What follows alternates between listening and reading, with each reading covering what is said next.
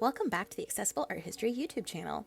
In today's video, I'm continuing my countdown through my top 100 works of art. As a quick reminder, these are the pieces that I think everyone should know, not just because they're beautiful, but because they've shaped history, culture, and the way we see the world.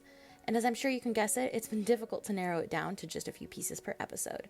So to learn what numbers 80 through 76 are, keep on watching.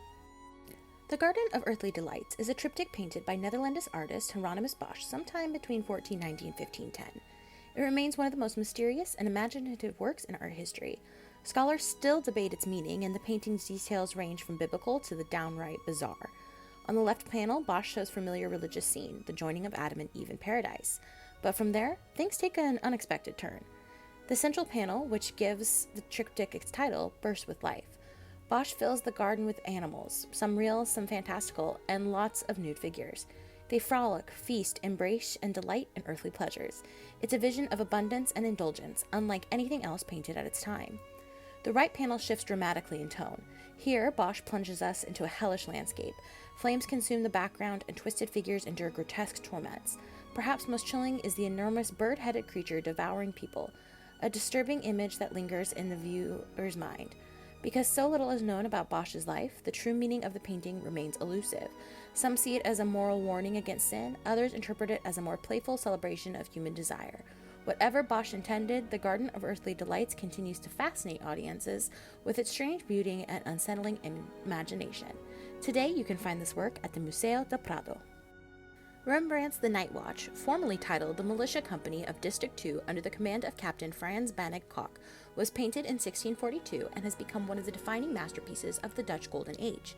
At first glance, it seems like a straightforward militia portrait, a popular subject at the time, but Rembrandt transformed the genre by infusing it with drama, scale, and motion, elevating what could have just been a regular group portrait into something dynamic, full of energy and life. The first thing that strikes viewers is its sheer size, over 11 by 14 feet. Originally even larger, it had sections cut away when it was moved in the 18th century. This monumental scale made the figures life-size, inviting viewers to feel as though they were stepping directly into the procession. At the center stands Captain Frans Banach Kock, illuminated by Rembrandt's powerful use of tenebrism. Light spills across him, his lieutenant in yellow and a mysterious young girl carrying symbolic objects, including a chicken, referring to the arquebus, the firemen's militia of arms. Every member is portrayed individually since each man paid Rembrandt to have his likeness included. What makes The Night Watch so groundbreaking is Rembrandt's ability to create movement and atmosphere. Unlike traditional group portraits where figures stood stiffly, the soldiers here march, drum, fire their weapons, and interact with each other. The result is vivid, almost theatrical, and it captures the pride and vitality of Amsterdam's civic guard. Combined with the striking contrast of light and shadow, it's no wonder this painting has captivated audiences for centuries. Today, The Night Watch is the crown jewel of the Rijksmuseum in Amsterdam. Despite suffering cuts and vandalisms and even a wartime concealment, it survives an example of Dutch artistic achievement. One of the most iconic images of Hindu art is the Shiva Nataraja, or Shiva as Lord of the Dance. This 11th century bronze from southern India shows the god performing his cosmic dance of creation, preservation, and destruction. Cast in copper alloy, the sculpture has aged to a greenish patina, but its energy remains as vivid as ever. Shiva balances gracefully, one foot crushing the dwarf of ignorance while the other kicks upward in motion. His four arms hold powerful symbols: the drum of creation, the fire of destruction, and gestures that guide the viewer to his dancing foot. Encircled by a flaming halo, Shiva's hair flies outwards, embodying divine energy and eternal rhythm. To truly appreciate this masterpiece, it's important to understand the religious context. Hinduism, the world's oldest living religion, has shaped culture in South Asia for over 4,000 years. Shiva is often one of the supreme deities of the tradition, called the destroyer, but he's also the protector, a yogi, and a family man. In this form, as Nataraja, he brings all the roles together, subduing ignorance, creating life, and reminding viewers of the cycles of time. The sculpture condenses a complex theology into visual symbols, each gesture and detail offering insight into Hindu cosmology. This particular bronze was created under the Chola dynasty, a South Indian power that flourished between the 9th and 13th centuries. The Chola combined military might with artistic patronage, commissioning grand temples and exquisite sculptures like this one. Their famous is a temple in Thanjavur dedicated to Shiva, where the works like the Nataraja would have been worshipped as both a living embodiment of the divine. Today, this masterpiece is part of the Asian art collection at the Metropolitan Museum of Art in New York City. Mary Cassatt's The Boating Party was painted in 1893 and stands as one of her most ambitious and striking works.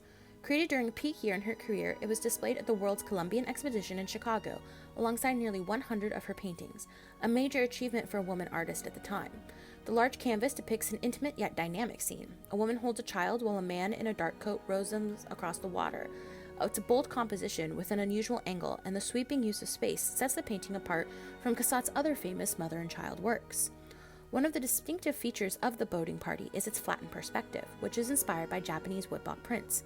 Like many Impressionist and Post-Impressionist artists, Cassatt was deeply influenced by Japanese art, particularly in its emphasis on strong shapes, clear lines, and unusual viewpoints.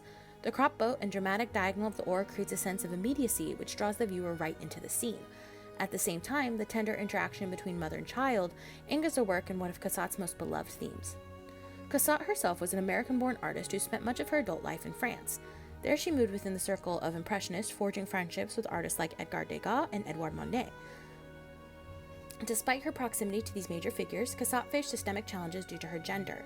Critics often overlooked her achievements, and she never quite gained the same commercial success as her male colleagues. Yet her determination and unique vision carved out a vital space for women in the Impressionist movement.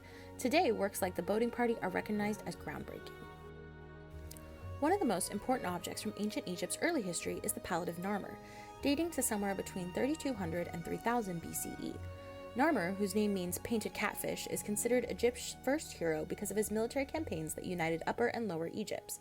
This ceremonial palette, discovered at Heracleopolis in a temple dedicated to Horus, visually records that unification. Though palettes like this were traditionally used to grind pigment for cosmetics, this one was likely a more symbolic object of great political and religious importance. The palette is carved in low relief on both sides. On the front, we see Narmer wearing the crown of Upper Egypt, towering over his enemies in a classic example of hierarchy of scale. He raises a club to strike down a captive, while the falcon god Horus perches nearby to assist him. At the top, the goddess Hathor, one of Egypt's oldest deities, looks down, further underscoring the sacred nature of Narmer's rule. On the reverse, Narmer now wears the crown of Lower Egypt, celebrating the unification of both regions. A procession unfolds, complete with rows of defeated enemies, some gruesomely decapitated. At the center, there are two fantastical creatures with elongated necks that twist together to form a circular recess where the makeup would have been mixed. The combination of both sides tells a powerful story, that through military might and divine favor, Narmer became the first pharaoh of a united Egypt. Looking at these masterpieces side by side shows us just how diverse and powerful art history truly is. Bosch's Garden of Earthly Delights take us into a surreal world where the meaning is still debated centuries later. The Palette of Narmer grounds us at the beginning of Egyptian civilization, celebrating the unification of a kingdom that could last thousands of years. Cassatt's Boating Party offers a glimpse into modern life and the quiet strength of women, while Rembrandt's Night Watch captures the drama of civic pride in the Dutch Golden Age. And finally, the sculpture of Shiva as Lord of the Dance embodies the profound spiritual symbolism of Hindu art, showing us the cosmic cycle of creation and destruction. Together, these works remind us that art is more than just images on a canvas or carvings in stone. It's a reflection of human hope, fear, power, faith, and creativity.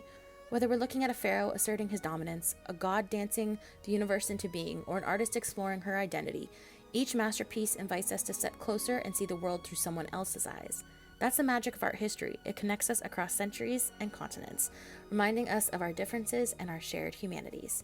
I hope you enjoyed this video, and I can't wait to tell you what my next picks are for the top 100 works of art.